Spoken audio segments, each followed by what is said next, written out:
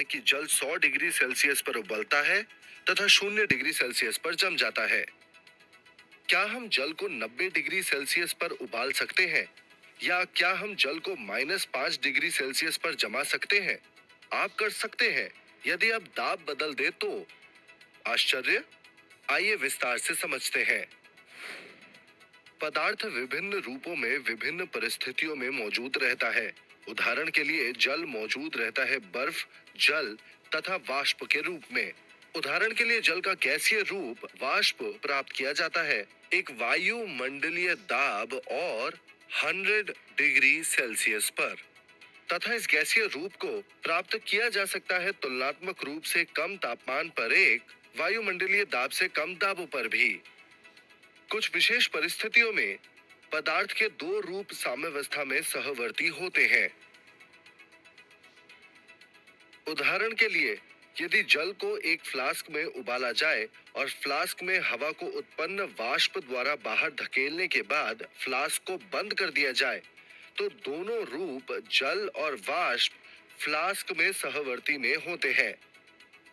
अब यदि जल से वाष्प और वाष्प से जल में जाने वाले अणुओं की संख्या समान समय अंतराल में समान हो तो दोनों रूपों को एक दूसरे के साथ साम्यावस्था में होना कहा जाता है।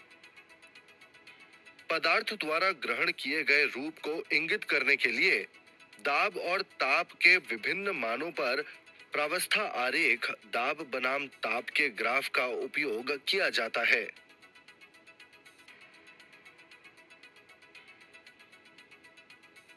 एक पदार्थ का प्रावस्था आरेख दिखाया गया है। पहला, ए बी को जाना जाता है संगलन वक्र के रूप में। यह संगत बिंदुओं के दाब और ताप के मानों के लिए संगलन वक्र पर पदार्थ के ठोस और द्रव रूप सहवर्ती में रहते हैं। दूसरा, ओ ए को ऊर्ध्वपातन वक्र के रूप में जाना जाता है। दाब और ताप के मानों के लिए वक्र ओ ए पर ठोस और गैसीय रूप सहवर्ती होते हैं।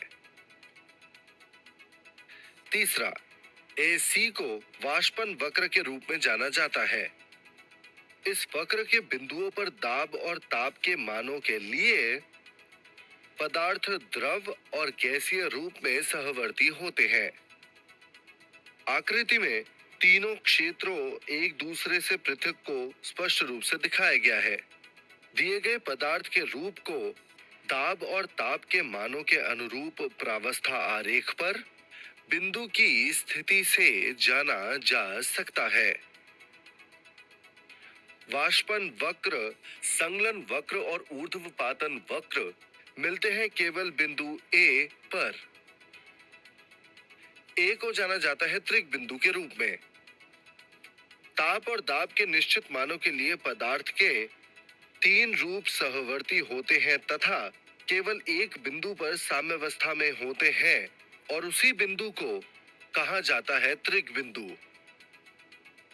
आकृति टी ए त्रिक बिंदु पर दाब और ताप दर्शाती है। विभिन्न पदार्थों के लिए केवल निश्चित दाब और निश्चित ताप पर ही ये स्थिति प्राप्त होती है।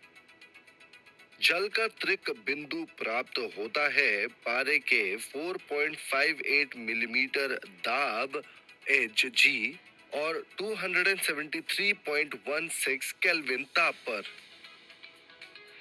प्रावस्था आरेख विभिन्न साम्यावस्था प्रक्रियाओं के वर्णन तथा पदार्थ के रूप में होने वाले परिवर्तनों के लिए भी बहुत उपयोगी होता है। उदाहरण के लिए, पहला, यदि किसी ठोस पदार्थ का ताप बढ़ाया जाता है नियत दाब P0 पर तो पदार्थ की अवस्था में होने वाले परिवर्तनों के प्रकार को दर्शाया जाता है क्षैतिज रेखा द्वारा। दूसरा, यदि समतापीय संकुचन किया जाता है नियत ताप T0 पर तो संगत परिवर्तनों को जाना जा सकता है ऊर्ध्वाधर रेखा से। तीसरा, यदि ताप को बढ़ाया जाए दाब P2 को कम रखकर त्रिक बिंदु की तुलना में तो ये देखा जा सकता है कि ठोस पदार्थ सीधे गैस में परिवर्तित हो जाते हैं। सारांश। दाब और ताप के विभिन्न मानों पर पदार्थ द्वारा ग्रहण किए गए रूप को इंगित करने के लिए प्रावस्था आरेख का उपयोग किया जाता है।